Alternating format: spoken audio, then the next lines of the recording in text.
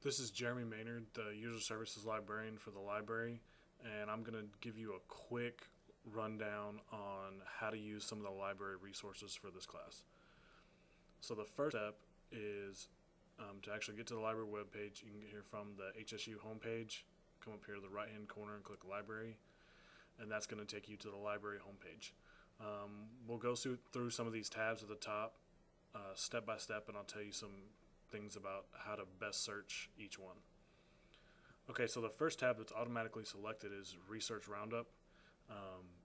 This is basically the Google search box of all the different databases that we have. It'll search about 400 different databases all at one time, but it does not search every single database we have, and some of the ones that you might need are not going to be in this list. This is a great way to start out looking for something. Everyone is automatically full text from this get-go. You can click peer reviewed if you want, but this is basically a general search at the very beginning of your topic. If you don't really have a good idea of what you're going to do, that's where I would go. Like I said, you probably won't use that in this, in graduate stuff. You're going to be looking for for things that are too specific. Okay, so that's Research Roundup. The next one is Library Books and More. This is the entire library catalog. So from here, you can type in any title of any book or any author, and it'll come up. One of the main things is, because we are a part of the Abilene Library Consortium, we have books from a ton of different places. So if you're in a bind and you really need something quick, you can click this button, this drop down, and it'll give you all the lists, and you can specifically select HSU. You can go to any of these other places, for example Abilene Public, and check out books with your HSU ID card, just like you can go to ACU or McMurray or Howard Payne and check out stuff with your HSU ID card. You can also, we'll leave it at all, and we'll search for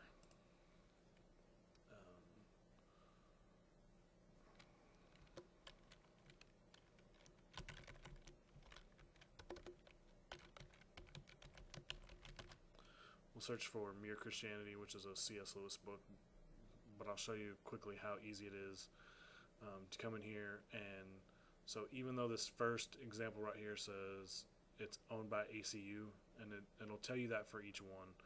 It'll tell you ACU or APL or Hardin Simmons. So if it's at someplace else, if it says available online, it's an ebook, and it's super easy to check out. Also, if you keep coming down here, and let's find one that's at someplace. So let's see this one that's at APL. You come over here to the left and you click place hold, and then you enter your barcode number, which is on the back of your student ID card. It's like a 13-digit number, and the last four of your social security number. And then after that, you can choose where you pick it up. So if you're not over here by the HSU campus, you live on the other side of town, even if you live in Brownwood or you're going through there and you want to pick it up, for the most part, if it's in town in Abilene, normally it'll be here in at least 2 business days at the most. If it's a book from Howard Payne in Brownwood, I think they run once or twice a week, so it'll take a little bit longer to get here. But you can also place it on hold and then go get it from that library if you choose. Whenever the book is pulled and is held for you, it's going to let you, you're going to get an email to your HSU tx.edu email address, and it'll tell you when the book has come in. Or it's easy, you can just call up here to the library and get it that way as well. So that's books.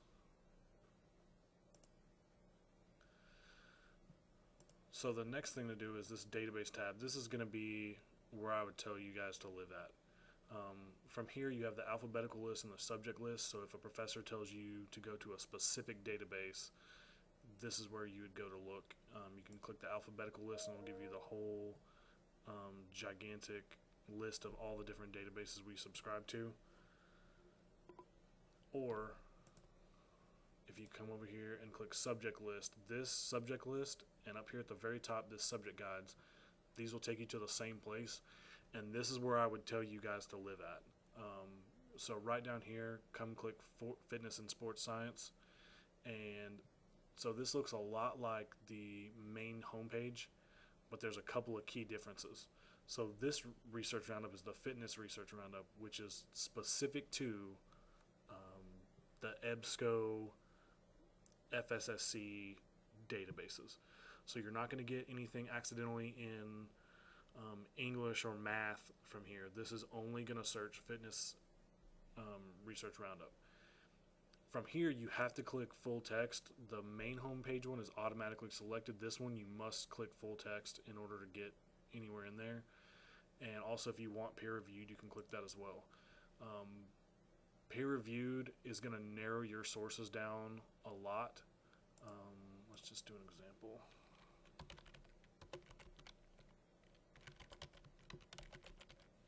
So we're just going to search knee replacement real quick and see how many results we get just by doing full text. So just by doing full text, we got 119,000 different results.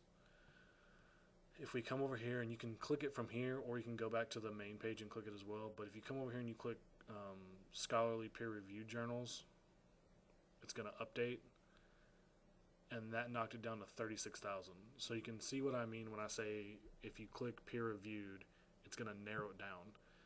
And peer-reviewed is awesome because it means that other people in the field, experts in the field, have reviewed this literature, this research, and said, yes, this is valid, it's worth producing.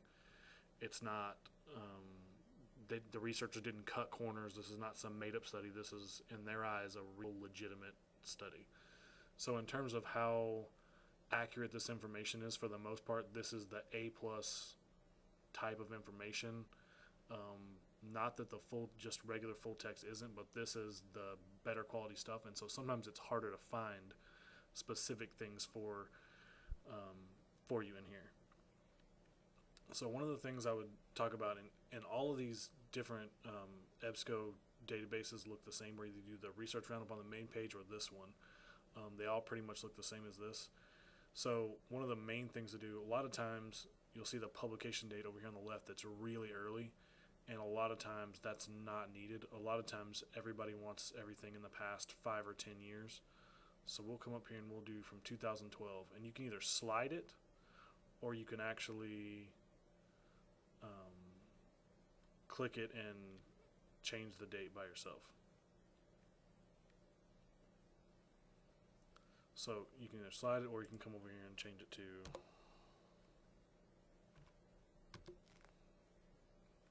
and it'll still update it. So just by changing the years, now we're down to 5,554 results. So if we come over here and we'll click academic journals, that's going to narrow it down some more. One of the main things that I would tell you guys to do, especially in this class, is come down here and click language. Because a lot of the stuff, medical-wise, anything that has anything to do with that, more than people that just speak English are going to be doing stuff. And so very likely you're going to find stuff that is not in English. So this one is pretty lucky that it's pretty much mostly in English, but there are some other ones that are going to be much more likely to have other languages. So go ahead and click English and it'll narrow it down again some more. So that would be my first couple steps that I would use to kind of get through here. And then I would come back up to the top and start adding some more limiters in. Try to be really specific with the words that you select that you want to use for your topic. So I just typed knee replacement. So let's do knee replacement, and we'll do in soccer players. And see what happens. So that brought us down to 83. And so that's a much more manageable thing to try to find than searching through 5,000 or 10,000 or 130,000 results. So from here, we're at 83 results. That's a pretty good little run. You can even do something. You can even come over here and do we'll do college athletes just to see if there's any of that. So that narrowed it down to 38. So like I said, it's pretty easy if you really think about specifically what you were trying to do to narrow it down to where you get stuff that is specifically about what you are looking for, which is what this whole process is about. So from here, we'll look at this first one that says, we'll come right here and we'll click it. So there's a couple ways you can do this. The first way is to actually click this if you're not sure about if you want to look at this one or not. And so you click that and it'll give you the abstract so you can read all this. It also takes a lot of the important words and bolds them that are your search terms. So we have athlete, we have knee, we have athletes. And it'll also tell you the entry date, what database it's specifically in, and it'll give you a lot of these other subjects that are really interesting. It'll tell you what journal it's from. Everything that's in blue on this page you can click and it will take you to a different search. So in this one, I was really vague with knee replacement, but if we want to look at something like ACL reconstruction, if we click this, this is going to search the same databases, but it's going to search it. If you look up here at the very top in the search box, it's going to say specifically how the database terminology uses it to search. And a lot of times that's better than what we create because it's speaking the database's language. So sometimes it's fun to click that, get close to a source, and then come back in through here, and then you can then we'll do soccer players, and then we'll do college athletes again and see what happens. So yeah, we're at 94. So that's, like I said, it's an easier way, and I wouldn't search like this. I wouldn't think to put all that stuff in there. It's just an easier way to do it. So let's go back to the actual article we were looking at. So there's two ways to actually come in here and do this. One is to click through here and actually come over here and click the PDF full text, or from here you can also click PDF full text. And since we selected that over here on the left, every article that we have over here is going to be full text. So let's click this and we'll actually get into the article. All these look exactly the same once you're in here.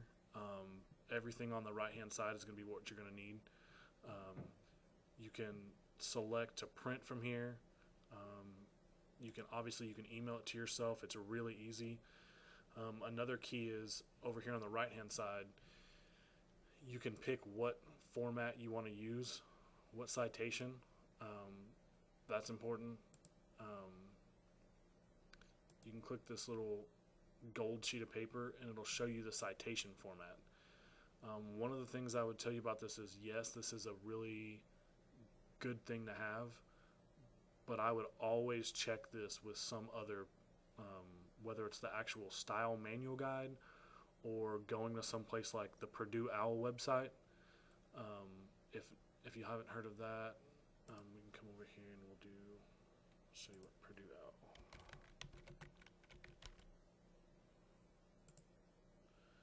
So we'll do Purdue Owl.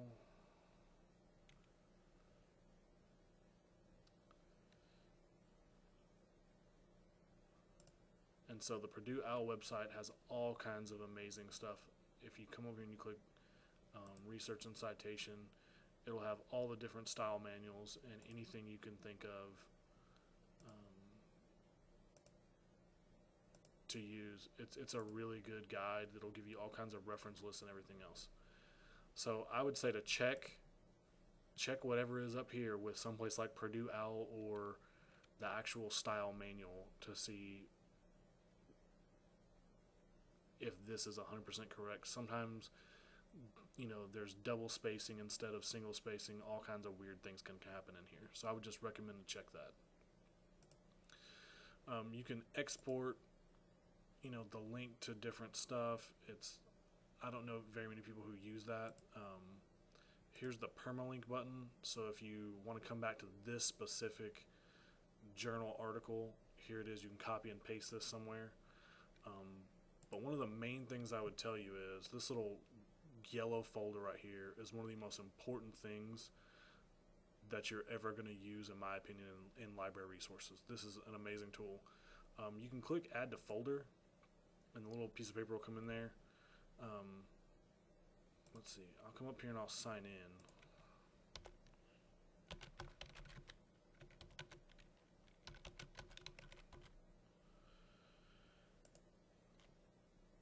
And what this thing does is this will actually save articles for you. So let's come look at my folder. This is one of the awesomest things you can do. This is a bunch of random articles that I've saved over the course of the past year for different stuff.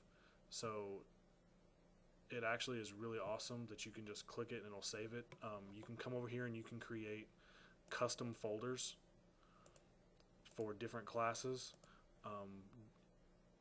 Doing graduate work, this is going to be vitally important that you have things that you are interested in looking at.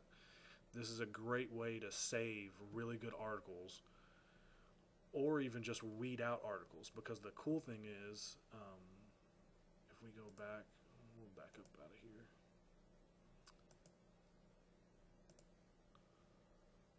So the cool thing is, now that we've saved that in our folder, it shows up right here. All these little blue folders with a plus in them, you can just come through here and you can pick, I want to add it to that folder. This is a great tool if you're in a hurry and you really, you have 15 minutes to do something. Just come through here, sign in your EBSCO folder. It's 100% free. You can pick whatever email address you want. Whatever email you want to be attached to. It doesn't have to be Hardin Simmons. You can pick whatever username and password you want. It's not affiliated. It's 100% free. And I think, for the most part, I think it's a really long save time of how long it keeps your articles. As long as you keep logging in periodically, it'll keep them indefinitely, I think. So it's really awesome because you can just come over here and look at the subject, or you can click the article, read the abstract really quickly and determine, yes, that's one I want. Come up here and click add to folder, click it, and you're done. So that's one of the awesome things about using all these EBSCO ones that'll help you with. So that's basically the EBSCO databases.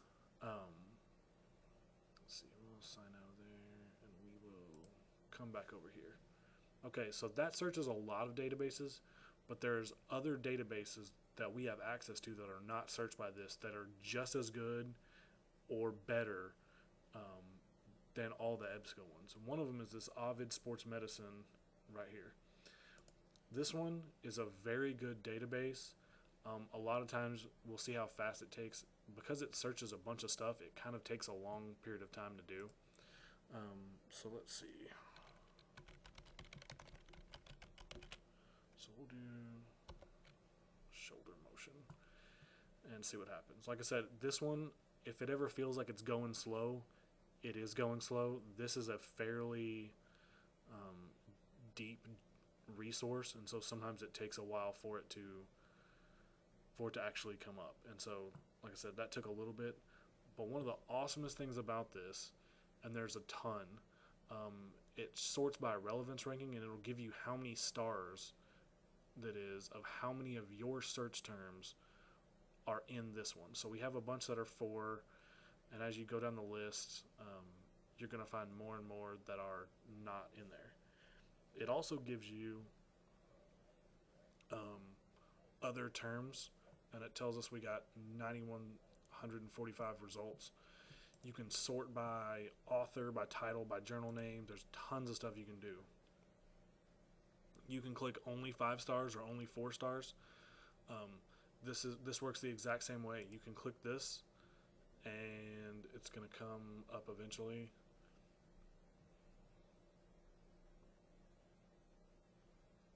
Like I said, if you're in a hurry, this is probably not one that you're going to want to use.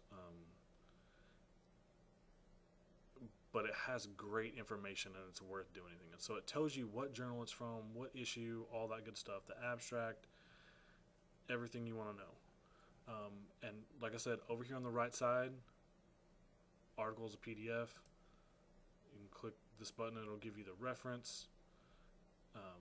There's tons of give you the abstract. You can print. You can email the PDF, email the text, save the article text. One of the other things is you can add to your projects, which is basically the exact same thing as the EBSCO folders. So you click this Add to My Projects button, and it'll ask you to log in. It's basically the same thing as the EBSCO one. Let's see.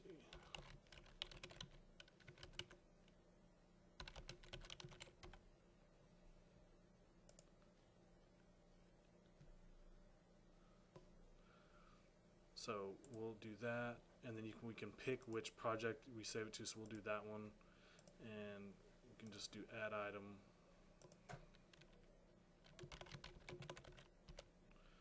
So we'll do add item, and then we can come over here and do go to my projects, and it'll see what. It's basically the exact same thing as the EBSCO folders, where you can click, and then it'll show you what is put in each one of your folders. So that, like I said, it's basically the exact same thing as the EBSCO one. You can come back over here to the actual article and do the same kind of things. You can export the images. You can snip pieces of the article. One of the awesome things is you can find the articles that cite this article, which is so awesome, because if you find an article that is, the be-all, end-all, #1 article, so this one says there's no citing articles found in Ovid at all. So that's interesting. But for the most part, it's really interesting to find out which articles are cited by other ones to figure out, wow, this is a really good one or this is not a good one. So that's Ovid. We'll come back over here.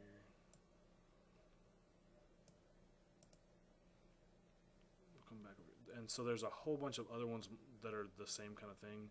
If you're not satisfied with any of these, you can come over here and click more electronic resources, and then this will give you a whole bunch of other ones. So there are, Sport Discus with full text, Ovid, Medline, Academic Search Complete. There's a ton of other ones that are in here. Also, at the very bottom of this page that it won't let me show you is Google Scholar and also Pubmed, which are all web resources that are basically free. I'm going to click on the Pubmed one just to show you what it looks like. And Pubmed and Medline are basically the same thing. We have access to both, so if you click on them, either one, it's going to work. But that's the same kind of information. It's just another database to use. And so this is, from February 29th, 2016. So you can sort by most recent. You can sort by relevance. There's tons of different stuff you can do. Look at the results by the year to see how popular or how big of a deal whatever thing you're looking at has become research-wise. From 1977 there was 44 to currently in 2015 there was 1,200. You can search images. Like I said, that's just another resource that you can use to search through stuff.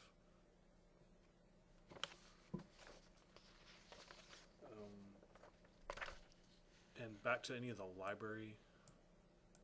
actual library stuff.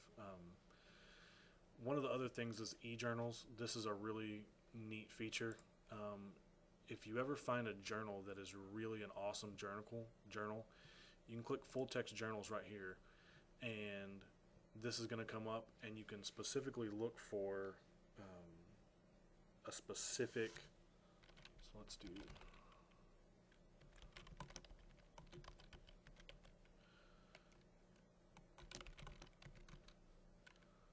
So we'll do Journal of Sport and Exercise Psychology. And that one, so the only way we can get that one is through interlibrary loan. If you just do it something short like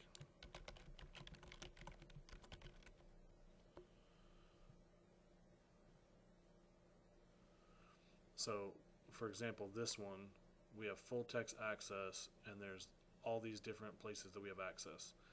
So sometimes if you're looking for one that's older, so like this one is from 1998 to present, you can go ahead and click, we'll just click this one.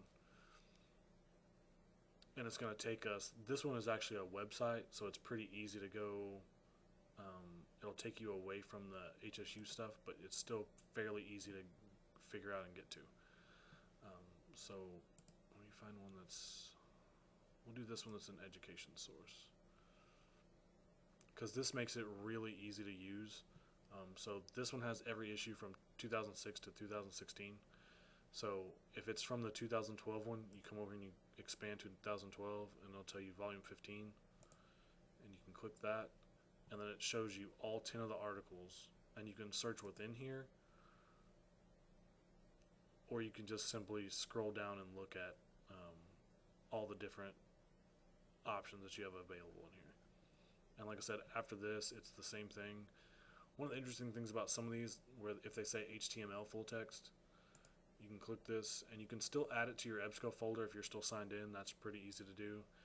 But one of the other things about the HTML ones that I would say is different than the PDF versions, you can make it talk to you or make it read to you the whole text. It takes a really long time, but if you are driving in the car, going somewhere, you don't have time to actually read it, this is an easy tool to use that'll let you listen to this, these research articles, and you can pick what accents you want. It's pretty interesting. The only thing I will say about the HTML version versus the PDF version, the HTML version is just a wall of text. It's not separated by page numbers. So sometimes whenever you go to cite in your paper, in your research, this article, it can be kind of a pain to write down specifically, oh, it's on page 47. Well, if it's all HTML text, there's a little bit, you have to do it a little bit differently. My opinion is it's easier to do it from the PDF. So, but if it's only, sometimes you'll get them listed in that you can do it from both. This one's only in HTML, so you really don't have a choice. So that's basically all of that. We'll come back over here.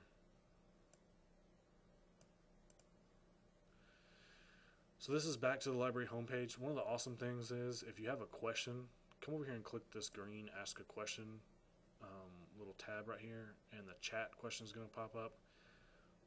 It's a little bit different in the summer. We don't have as many library hours, especially during May term. But for the most part, if you type in your question, it's going to send a chat. You can choose to send it as an email or a text message. I have this service connected to my cell phone, so if you ask a question at 1 o'clock in the morning, like I got the other day, I'm probably not going to answer it because I'm asleep.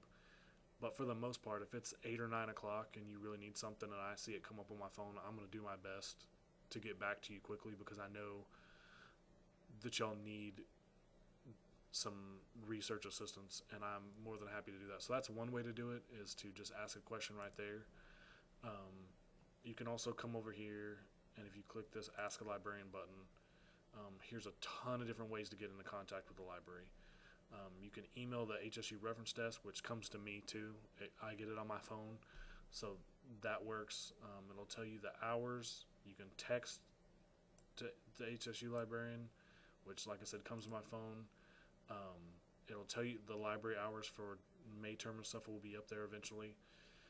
But this is basically if you have any questions about resources or research, there's tons of different ways you can get in contact with us, and if it's not me, it'll be somebody else. That there's always going to be somebody here to help you with anything that you need. That's what we do. I enjoy this. Don't struggle with stuff. If you need help finding something, don't just agonize over it for hours and hours and hours. Just pop a quick question or a quick email off, and I can try to help you as fast as possible. That way you don't struggle through stuff. You can just get on to your actual research and the work that you're doing. If you have any other questions, I'm in the library on the first floor. If you walk in the library, there's a picture on the wall straight in front of you. If you go left of that, around the corner, facing south, that's my office. And so if you have any questions, feel free to stop on by. My office phone number is 325-670-1239. So if you have any questions, call me, email me, text the librarian, call the library main number. We're here to help you.